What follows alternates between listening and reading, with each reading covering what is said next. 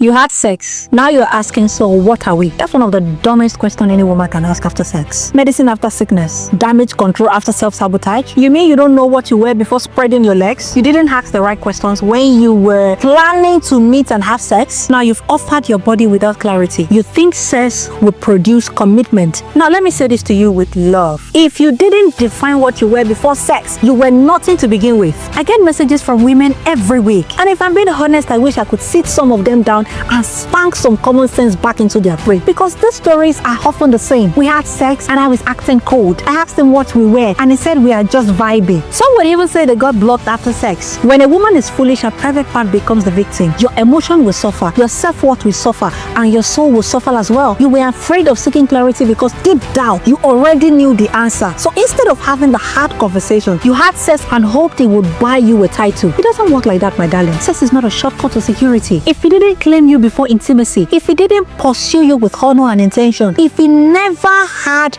a conversation about exclusivity, respect, and commitment with you, why do you think your body will suddenly make him loyal? Sex doesn't change a man's mind, it reveals it. Here is the reality. A man who wants you will say it. A man who values you will show it. A man who is serious will define it. But many of you give sex hoping to secure something you never had in the first place, then turn around crying, he used me. No, ma, you used yourself. And I say this not to condemn you, but to awaken you. You should not be a consolation prize someone figures out after a climax. Before you give your body, get clarity. Before you catch feelings, ask questions. Before you undress, be sure he's not just there to unzip, but to cover you. And if the next time you feel tempted to ask, what are we? After you've crossed the line, pause and remember this. If you don't know before sex, you were probably just a good time, not a lifetime. So share this to awaken more women from emotional sleepwalking.